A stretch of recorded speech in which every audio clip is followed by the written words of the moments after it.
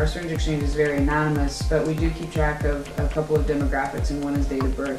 And we are watching that number, the year born, decline quite rapidly. So this younger population, we're seeing many of them come from suburban areas, and the families have medical insurance. Many of them have cars, many of them have jobs, they've got their own money, or maybe they are, given a particular amount of money, some sort of an allowance. There's a trend of, we live in this neighborhood, we don't have those problems, right? That happens over in Oak Park.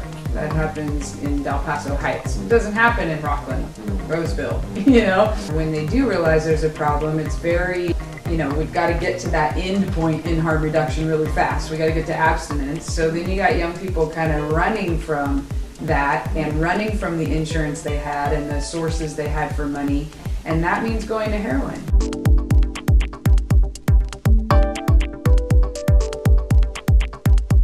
We need to help people become more educated in what it really means to be using these drugs and what the hazards are of it, so that we can get people through that kind of mental piece and that what's going on in life that's putting you there, make it safe for them until they get through that part so they can make different changes later. The most realistic changes for somebody being maybe just a safer practice. Can we get you to just not share syringes? Now you're eliminating the HIV and Hep C risk.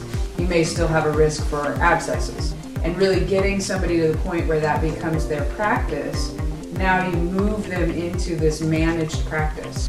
So a managed practice becomes something that you can build on. What's the next thing that you can do, right?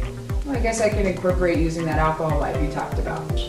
And when they've had success and have been able to improve things for themselves, you can start thinking about other possible things, but always it has to be the client's own intention. Everything that we're doing here is for free. And then for our injection drug using community, we distribute syringes, cotton, cookers, ties, and alcohol wipes for everybody. So the only thing in the set of what you need to inject that we don't give out is sterile water. People will use drugs, because of their own reasons, regardless of any kind of restriction they could place on them. We've had 40 years of drug war, and they've lost all 40 of them.